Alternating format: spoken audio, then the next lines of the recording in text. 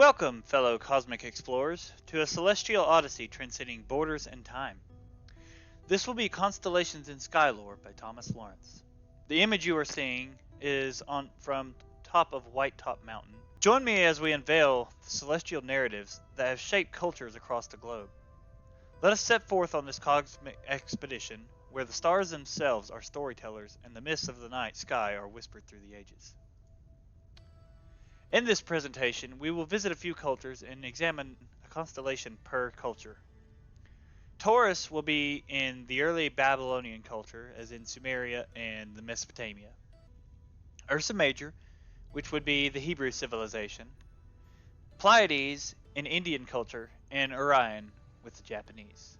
In the ancient civilization of Babylon, Taurus was associated with the god of storm and wind, known as Enlil. It was also seen as a symbol of strength and fertility for the Babylonians, and the mighty celestial bull became a guardian figure with this, and its presence was felt in religious rituals and celestial divination. In the Epic of Gilgamesh, Gilgamesh faces the bull of heaven with Enkidu, his partner, which the bull of heaven is seen in the background here, in which the bull is called down by the goddess Ishtar because Gilgamesh was the king of the city, and he was treating his people badly, so Ishtar called down the bull to try to dispatch Gilgamesh. Long story short, Enkidu and Gilgamesh face the bull, and the bull does not win, hence it's missing its hindquarters here, which the Babylonians believe that Enkidu ripped the hindquarters off and cast them into the sky, thus creating the Big Dipper and the Little Dipper. Babylonian astronomy is the first instance of written history that specifically denotes the constellation Taurus as being a bull, other than maybe some cave paintings of France. Taurus marked the vernal equinox and seasonal change, but for ancient civilizations to notice this without even having any technology to do so, I think is pretty amazing. The comparison with Taurus, Gu Ana, which is basically Latin for the cuneiform, translates to the bull of heaven. The bull in many ancient civilizations is also associated with earthquakes, probably alluding to the reference to a fight in the Gilgamesh story is also where it comes from. And in Greek, this constellation was named by Ptolemy. The Greeks believed that Zeus transformed into the white bull to attract the Princess Europa.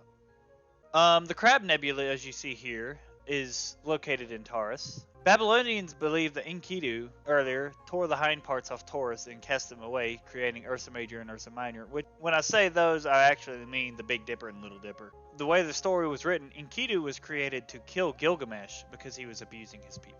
Ursa Major, it's one of the few constellations mentioned in the Bible, Pleiades and Orion being the other two, which can be found in the Book of Job.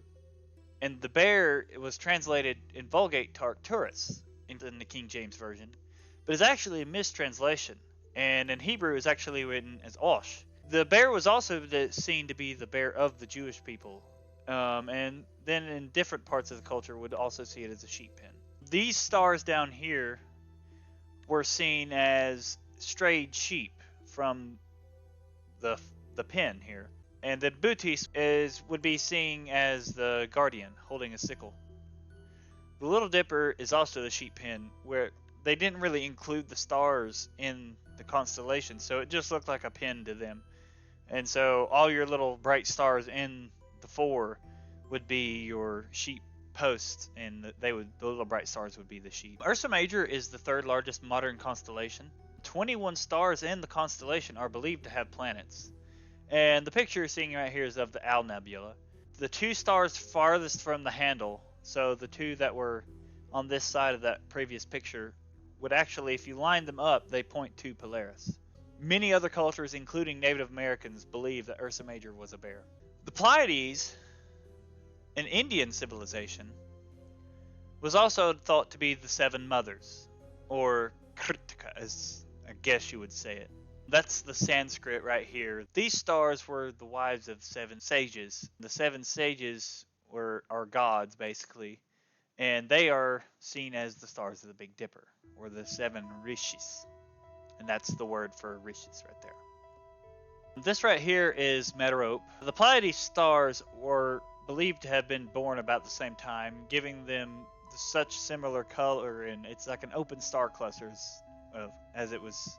Merope, the lost sister, is the last star to be mapped by astronomers, and is the faintest star in the constellation. And the reason being, it's surrounded by a diffuse reflection nebula, and that's kind of what you're seeing. This gray blob right here is that nebula. Most of the gas, other than what surrounds the stars themselves, is an independent gas cloud that just sort of drifting through at 7 miles per second. You can see Orion here, and there it is fighting Taurus, even in the Greek mythology that Worldwide Telescope gives. This picture here is a Suzumi, and this drum is used throughout the No and Kabuki drama, which is believed to be introduced during the Nara period, which would be 710 to 794 AD. And still to this day, many children see this constellation. You just turn this drum up sideways, and you kind of see the resemblance. But unlike most cultures, Japanese do not have one distinct view for each constellation most of the time. Today, it is still taught as Orion because of the internet just having so much effect on people. The Japanese have more of a variety of objects such as this drum and memorialized events, seasonal markers. It's more just based on what their needs are, where they're at in the region. The drum is the primary way they see it, but it can also be seen as kimono sleeve, as you see over here in this picture, and Susumi Boshi. In areas where bamboo was grown, people also call the three belt stars here Take no Fushi, or just the boot joints of a bamboo stalk. In current day Japan, Orion is known as O-ri-o-n, or Orion. Would be this is the katakana. Hiragana is this one.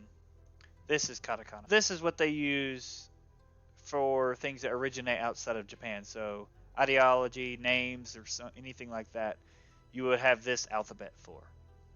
As a conclusion to this presentation, you take away the borders with it, because if it's Native American, or if it's Greek, or if it's Hebrew, or even like Indian, you can have the same idea for the same constellation, and there be no connection to those cultures, or there be centuries between the cultures. And whether it be ancient Babylon or modern day Japan, we'll always have more to learn than what we already know. After all, if knowledge is power, knowing what you don't know is wisdom. Thank you for your time.